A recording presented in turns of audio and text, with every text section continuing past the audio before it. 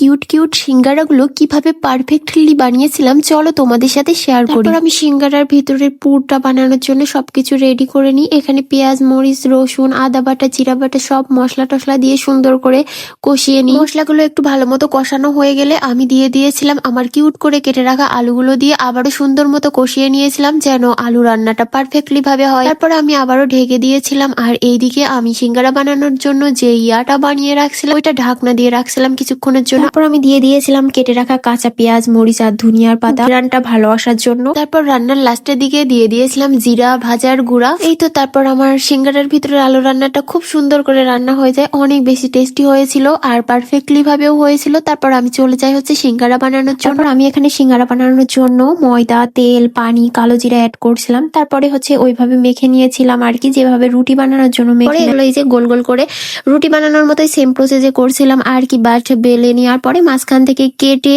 ওইগুলা দিয়ে হচ্ছে আমি ওই আলুর পুরিটা ভরে এভাবে সিঙ্গারার মতো করে 3 কোণাচে করে নিয়েছিলাম সুন্দর করে। আর আমার সিঙ্গারা সত্যি একদম পারফেক্টলি ভাবে হয়েছিল, একদম সিঙ্গারার দোকানের মতোই হয়েছে। সিঙ্গারা বানাতে আসা দেখে আমার হাজবেন্ড আমাকে নিয়ে হাসাহাসি করতেছিল, ও ভাবতেছিল আমি হয়তো এটা পারবো না। আমি বলছিলাম ওয়েট করো, যদি দোকানের থেকে বেশি সুন্দর না হয় তারপরে জানি না। আমার এখন রান্না বান্নার কাজ করতে অনেক বেশি ভালো লাগে। আসলে বয়সের সাথে সাথে মানুষ চেঞ্জ হয়ে যায়, যখন যেই বয়স তখন মনে হয় সেটাই ভালো লাগে। বিশেষ করে আমার পছন্দের জিনিসগুলো নিজে নিজে বানিয়ে খেতে আমার অনেক বেশি ভালো লাগা কাজ করে। এরপর আমি সিঙ্গারাগুলো তেলের মধ্যে দিয়ে ভেজে দিই, বেশ খানিকটা তেল দিয়েছিলাম। তারপরে উল্টায় পাল্টায় লাল লাল করে সিঙ্গারাগুলো ভেজে নিচ্ছিলাম। আসলে আমার নিজের কাছে অনেক বেশি ভালো লাগতেছিল যে আমি এত নিখুঁত ভাবে আমার পছন্দের সিঙ্গারা বানাতে পারছি। চাইলে এইভাবে সেম ওয়েতে সিঙ্গারা বানিয়ে একবার দেখতে পারো, একদম হোটেলের মতো হবে আর অনেক বেশি সুন্দর হবে। আহামরি কঠিন কাজও না, অনেক বেশি ইজি, মানে অনেক বেশি ইজি, খুবই সহজ। যাই হোক, কথা বলতে বলতে আমার সিঙ্গারাগুলো একদম রেডি হয়ে যায়। আমি এখানে বেশ অনেকগুলাই সিঙ্গারা বানিয়ে নিয়েছিলাম। তারপর সিঙ্গারাগুলো তো আমি আমার হাজবেন্ডকে টেস্ট করাতে নিয়ে চলে যাই আর ওর সিঙ্গারাগুলো দেখেই তো চোখ কপালে উঠে গেছিল, কারণ ও